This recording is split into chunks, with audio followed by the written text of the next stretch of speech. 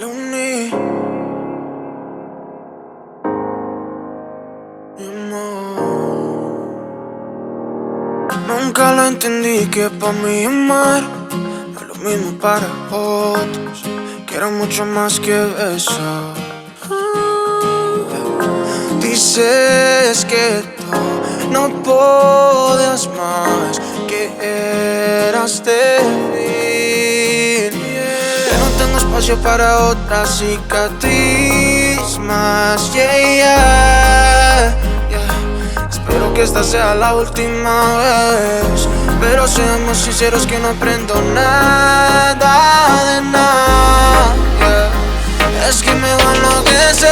No fui el primero, ni seré el último, ni seré el último. Rompiste mi corazón. No fui el primero, ni seré.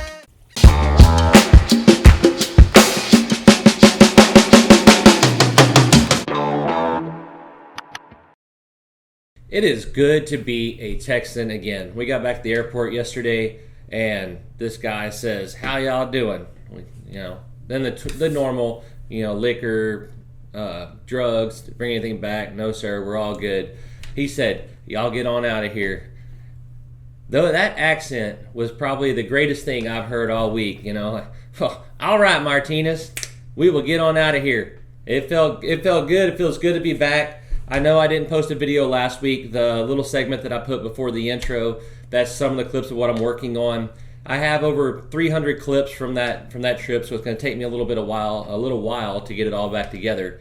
But man, what a great time! If you haven't been to Cabo, it was my first time, but it was a good one. The bad news is I got a taste of the blue water, so I'm going to be trying to get more out to blue water. I have access to a couple of boats. Me and Mike over at Texas Fishing Force, we have a 36-foot contender. We have keys too, so boy, can't wait for that.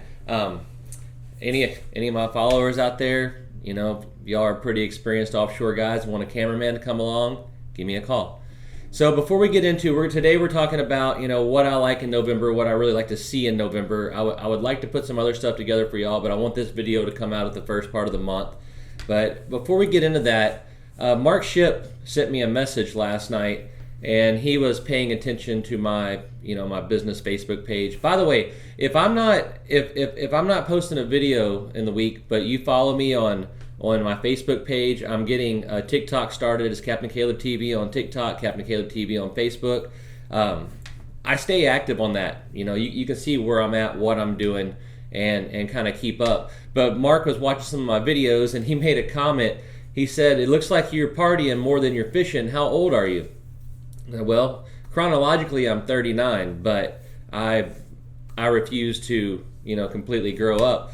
I told him if I wanted to get old, I would have stayed in my office job. A lot of you guys know I had an office job for a long time. It broke down to what I did is it was a legal aspect of oil and gas, and I could make an algebraic equation that was 3 pages long add up to 1.00 all the way to the 8th decimal. That's what I did for a living. I was a math guy. I was a spreadsheet guy. I could take legal documents where Aunt Joe and Bob deeded out something to their 30 heirs, and then it went out. I could take 600 something heirs and make that into an algebraic equation. Every time you gave somebody something, I was able to make that into a number. That's what I did. It paid well. It paid really well. But there was at a point whenever I realized that all I was doing was selling hours of my life to somebody else. And that scared me. It scared me badly. At 39, pushing 40, it's just one of those things where, hey, I'm probably halfway done being here. And so I decided the second half of my life was going to be mine. My brother-in-law, I'm very blessed to have, my brother-in-law, Jeremy, he set me down a while back and said, look, you have some tools to do some things. He didn't tell me go start a YouTube channel, do all that, but he said, you have these tools, and it was actually a Christmas present from me. It was a handwritten letter, and said, look, you're good at this, and this, and this is, how you can be valuable to other people. And then he left it up to me to take the next steps and looking around, and I had the Bite Me podcast where my name was out there a bit, and so I used that to step into the YouTube. I've already been a guide a long time, but it kind of elevated everything. What I'm leading up to, what my point is, I know a lot of you guys are sitting in an office just like I was watching this. If you have a hope or a dream or a goal, tomorrow never comes. It doesn't. Now, I'm not saying quit your job next week and go start a guide service or, go be a professional golfer or anything like that. But I am saying continually work towards it. I spent years and years. Every morning, my commute from my house to downtown Houston was about an hour, a little bit more. I spent that hour every morning come up in my mind with a plan on how I was going to get to the next level. And then, John and Scott called me for the Bite Me and this and that. And, it just, whenever that little opportunity came, I jumped on it. So I guess what I'm trying to say is, man, follow your hopes, follow your dreams. Be smart about it. Don't put your family in a bad spot, but don't be scared to take that next step, to take that risk, because it can quite often pay off. If it doesn't, you already have a resume to go try something else. I know everything's a little bit unstable right now, but in the words of Gary Vee, not my words, Gary Vee, just do it. What are you waiting on? Do it. So that's kind of my message. And Mark sending me that made me think, boy, it's something I'd like to pass along to, my followers, my people.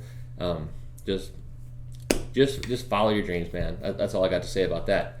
So November fishing. This is my favorite month of the year, bar none, for just going out and fishing. To have a pretty good feeling. I'm going to have a good day whenever I leave the dock almost, every day of the month.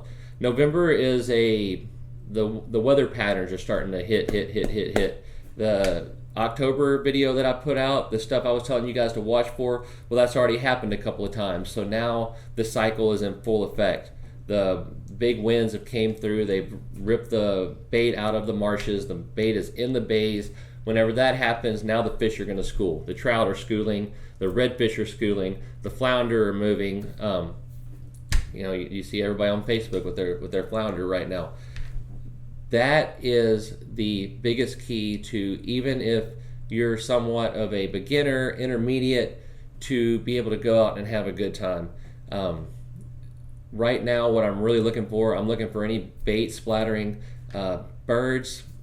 I've said it a million times. Those birds. Even when we were down in Cabo, the frigates and the all those birds were just going crazy down there. Now in the bays up here on the middle coast where I'm at, we're getting the big groups of seagulls with the terns mixed in, but you'll see a little wad of them and they're going down and grabbing stuff and making all kinds of racket. That is the number one thing I'm looking for. What it takes to get that, most times, there are days when you go out there and it's just perfect and it just doesn't happen. But most times I'm looking for a wind between 0 and 15 miles an hour. Anything over that, then they start having some trouble. If you do have to go fishing on a day that's windy, try to find somewhere where water's being blown through a cut, something like that, and there can be some birds sitting on that. If you don't have the birds, find somewhere that a drain is coming out of the marsh. Like I said, that bait that has been in those high tides in that marsh, that tide ripped out, it pulled all that bait into drains and all that kind of stuff. So anywhere that water's coming out, I would stop and fish that. If the water's dirty and you have a green streak coming out of a drain, oh, bingo, you have got a good shot at having a good day there. Nick and Pat and I, we had a stellar month in October just fishing those patterns.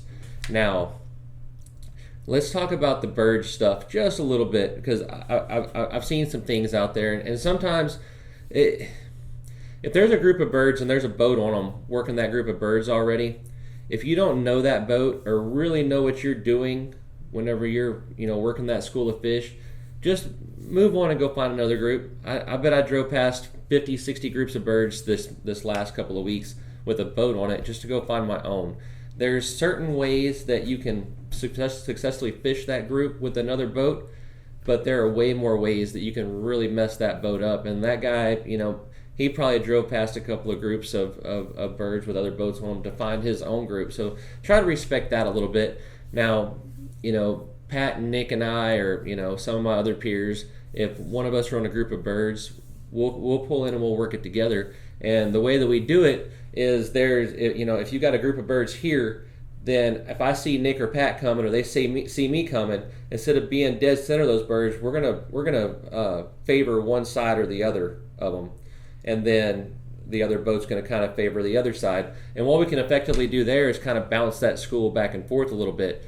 But more often than not, what happens is the birds end up breaking up, so we're all having to look for bait to follow that school. So we can kind of help each other in that regard. So if you know that other boat and you can work together, go for it. But if it's somebody that you don't really know, man, it's not proper etiquette to pull up 20 or 30 yards from them and start bombing that school of fish. But either way, so we've got the birds, we've got the movement, we've got all that kind of stuff. Wind 0 to 15, I couldn't care less what the barometer is this month.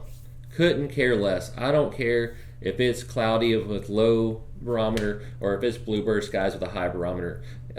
Even if those fish, even if they're, being a little bit lockjawed, a little bit hard-headed because the barometer's up, if that pod of, shrimp or bait fish or something just comes rolling over them, they're going to take the opportunity. If you're laying around lazy watching TV and somebody says, hey, you want a donut, and puts it right in your face, you're probably going to take that donut. It's the same aspect. The tides are going to start getting a little bit lower and a little bit lower. So, you're going to be able to find the schools of redfish. You can watch the wakes push in, like I've showed you in some of my videos where we're actually out there fishing the redfish. Whenever you see the birds hovering kind of low, it seems to me that with trout, the birds are going to be high and they're kind of coming down. When it's redfish, the birds, they stay a little bit lower and they're just making little dips like that and, not moving real fast. Watch for tails, watch for backs out of the water, all that kind of stuff. But right now, November, if I see a 0 to 15 mile an hour wind today, especially if a day or two before there's been a heavy north wind, then that's the day that I would take off. I would go fishing. I would tell my wife the truth, lie through your teeth to the boss, as always. But those are the days that I really want to see in November. So I'm going to get out there. I think I have 30 days in a row coming up starting tomorrow. So I'm going to get out there. I'm going to be out there fishing. Again, follow me on TikTok. Follow me on Facebook. I bought some new cameras, some new gear. I can record and upload instantly. So there's going to be a lot more coming on those platforms. Get over there, find it, follow it. Be happy to see you there. We are 200 away from 5,000. And as soon as I can get to that 5,000, we're going to do a giveaway. I'm going to start going live. We're going to answer questions. We're going to hang out. It's going to be a great time. Hey, y'all get out on the water. You see a red and black outlaw, come tell me hi, and we will catch you on the next one.